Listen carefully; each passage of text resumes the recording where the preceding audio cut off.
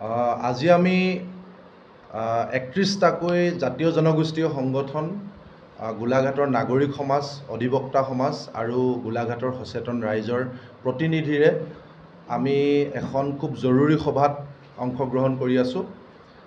আৰু আমি সভাই আজি প্ৰথমতেই আমাৰ বনকৰ্মী দশমী দুৱাৰাৰ মৃত্যুৰ উচ্চ পৰ্যায়ৰ তদন্ত আৰু পৰিয়ালটোৰ ন্যায়ৰ দাবীত অংশগ্ৰহণ কৰা প্ৰতিটো দল সংগঠন আৰু যিসকল গোলাঘাটবাসী লগতে অসমবাসী সচেতন ৰাইজ, যিসকল লোকে আমাৰ এই আন্দোলনত প্ৰত্যক্ষভাৱে অংশগ্ৰহণ কৰিছে নতুবা পৰোক্ষভাৱে তেওঁলোকে আমাৰ প্ৰতি সমৰ্থন আগবঢ়াইছে, আৰু যিসকল অসমবাসী লোকে ছ'চিয়েল মিডিয়া বা বিভিন্ন মাধ্যমৰ জৰিয়তে আমাৰ এই আন্দোলনৰ প্ৰতি সহযোগিতা আগবঢ়াইছে আৰু দশমীৰ পৰিয়ালে ন্যায় প্ৰাপ্তিৰ কাৰণে একেখন মঞ্চত থিয় দিছে, সকলোকে আমি আজি সভাই কৃতজ্ঞতা জনাইছোঁ।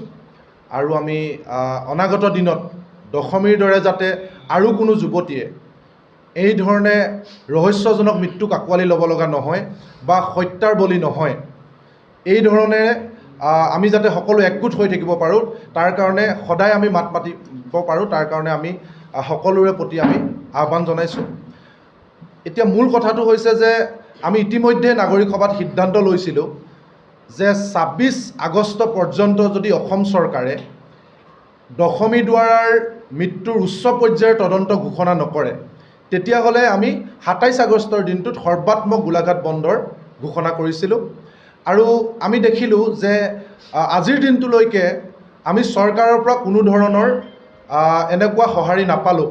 আমি জিলা প্ৰশাসনৰ লগত আলোচনাত বহাৰ পাছতো আমি কোনো ধৰণৰ যোগাত্মক সঁহাৰি নাপালোঁ। তেওঁলোকে আমাক আশ্বাস দিলে, কিন্তু আমাৰ যিটো মূল দাবী আছিল, যিহেতু অভিযুক্ত এগৰাকী হাই প্ৰফাইল ব্যক্তি, অভিযুক্ত এগৰাকী IFS বিষয়া, গতিকে মুখ্যমন্ত্ৰী তথা গৃহমন্ত্ৰীৰ নেতৃত্বত বা অসম চৰকাৰে যদি পোনপটীয়াকৈ হস্তক্ষেপ নকৰে, তেতিয়াহ'লে আমি কেতিয়াও দশমীৰ পৰিয়ালে ন্যায় নাপাব বা আমি ন্যায় নাপাম। গতিকে সেয়েহে আমি এতিয়াও অপেক্ষাত আছোঁ যে অসম চৰকাৰে পোনপটীয়াকৈ হস্তক্ষেপ কৰি এই ঘটনাৰ দশমী দুৱাৰাৰ ৰহস্যজনক মৃত্যু ঘটনাৰ উচ্চ পৰ্যায়ৰ তদন্ত ঘোষণা কৰিব। আৰু যদিহে ২৬ আগষ্ট পৰ্যন্ত অসম চৰকাৰে উচ্চ পৰ্যায়ৰ যি পৰ্যায়ৰ তদন্তৰ জৰিয়তে DFO বা অভিযুক্ত সকলো ব্যক্তিকে সাঙুৰি ল'ব পাৰিব, সেই পৰ্যায়ৰ তদন্ত যদি ঘোষণা নকৰে, তেতিয়াহ'লে আমি ২৭ আগষ্টৰ দিনটোত সৰ্বাত্মক গোলাঘাট জিলা আমি বন্ধ ঘোষণা কৰিম। এইটো আজি আমি সভাই সিদ্ধান্ত লৈছোঁ।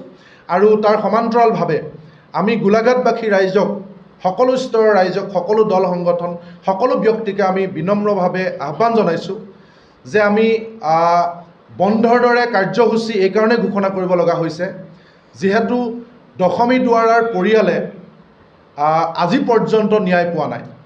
দশমী দুৱাৰাৰ পৰিয়ালৰ প্ৰতি বন বিভাগে আজি পৰ্যন্ত ন্যূনতম তেওঁলোকৰ প্ৰতি সহানুভূতিও প্ৰদৰ্শন কৰা নাই, বা দশমী দুৱাৰাৰ পৰিয়ালে ন্যায় পাব পৰাকৈ গোলাঘাট জিলা প্ৰশাসনে আজিলৈকে DFO গৰাকীক আটকো কৰা নাই। গতিকে এই ধৰণেৰে আমি সমগ্ৰ অসমতে দেখিছোঁ যে কৰ্মস্থলীত নাৰীৰ সুৰক্ষা আৰু নিৰাপত্তাজনিত বিষয়টো ইতিমধ্যে এটা সাংঘাতিক ধৰণৰ বিষয় হিচাপে চৰ্চিত হৈছে। আৰু জোনমণি ৰাভাৰ ক্ষেত্ৰত আমি ন্যায় নাপালোঁ, যুচিতা দাসৰ ক্ষেত্ৰত আমি ন্যায় নাপালোঁ, গায়ত্ৰী হাজৰিকাৰ ক্ষেত্ৰত আমি ন্যায় নাপালোঁ। গতিকে দশমী দুৱাৰাৰ এই ঘটনাটো তাৰ এটা জ্বলন্ত উদাহৰণ। গতিকে দ্বিতীয়গৰাকী আমাৰ কোনো বাই ভনী, দ্বিতীয়গৰাকী আমাৰ অসমীয়া যুৱতী, দ্বিতীয়গৰাকী কোনো যাতে দশমী দুৱাৰা, কোনো যাতে জোনমণি ৰাভা, কোনো যাতে যুচিতা দাস, কোনো যাতে গায়ত্ৰী হাজৰিকাক আমি হেৰুৱাব লগা নহয়, সেইকাৰণে আমি সমগ্ৰ গোলাঘাটবাসীক স্বতঃস্ফূৰ্তভাৱে এই বন্ধৰ প্ৰতি সঁহাৰি জনাবৰ কাৰণে আমি আগতীয়াকৈ আহ্বান জনাইছোঁ। আমি আশা কৰিম আমি গণতান্ত্ৰিকভাৱে আমাৰ দল সংগঠন আৰু আমাৰ যিসকল সহযোগী, আমাৰ যিসকল সমৰ্থক, আমি যাতে গণতান্ত্ৰিকভাৱে আমি গোটেই বন্ধ কাৰ্যসূচীটো যাতে আমি সমাপ্ত কৰিব পাৰোঁ।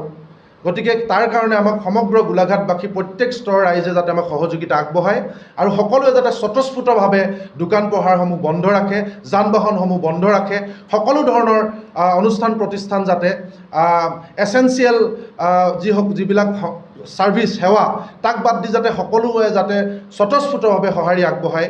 দশমীৰ ন্যায়ৰ কথা ভাবি আমাৰ এগৰাকী অসমীয়া যুৱতীৰ কথা ভাবি ভৱিষ্যত প্ৰজন্মৰ আমাৰ অসমীয়া আমাৰ বাইদেউ ভণ্টি বা নাৰী সমাজৰ সুৰক্ষাৰ কথা ভাবি যাতে আমি সুস্থ বাতাবৰণত যাতে আমি বন্ধটো পালন কৰিব পাৰোঁ তাৰ কাৰণে প্ৰতিগৰাকী গোলাঘাটবাসীৰ আমি সহযোগিতা একান্তই কামনা কৰিছোঁ।